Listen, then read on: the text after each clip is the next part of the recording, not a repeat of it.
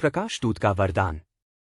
एडरमूर नामक एक शांत गांव, जो घने जंगलों और धुंध से ढके पहाड़ों के बीच बसा था, वहां एक प्राचीन किंवदंती सदियों से सुनी जाती थी।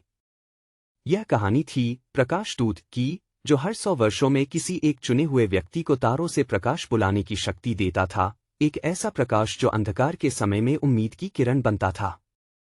सदी का आखिरी दिन आया और सर्दियों की रातें पहले से भी अधिक लंबी और भयावह हो गईं। गांव के लोग डरे समय थे, फसलें बर्बाद हो रही थीं और जंगली भेड़िए गांव के पास मंडरा रहे थे।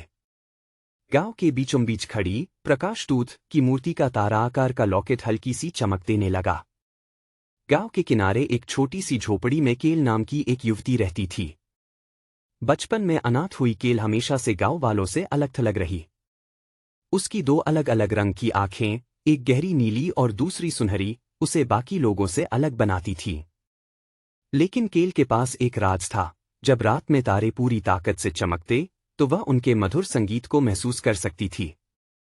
उस रात, जब गांव वाले डर से घबराए हुए थे, मूर्ति का लॉकेट अचानक सुनहरी रोशनी में चमकने लगा। इस प्रकाश ने पूरा एडरमूर रोशन कर दिया। केल, जो किसी अनजानी ताकत से खिंची चली आई थी, खुद को गांव के चौक में खड़ा पाती है। मूर्ति के पास पहुंचते ही लॉकेट हवा में तैरने लगा और सीधा केल की ओर बढ़ा। जैसे ही उसने उसे छुआ, तारे आसमान से टूटकर नीचे गिरने लगे और उसके शरीर से एक दिव्य प्रकाश फूट पड़ा। गांव वाले आश्चर्यचकित थे। केल, जिसे वे अब तक अनदेखा और तिरस्कृत करते आए थे, वही उनकी उम्मीद बन गई। उसने आसमान से मिली ऊर्जा का उपयोग कर खेतों को उपजाऊ बनाया और जंगल के भेड़ियों को दूर भगाया। प्रकाशदूत की किंवदंती फिर से जीवित हो गई थी।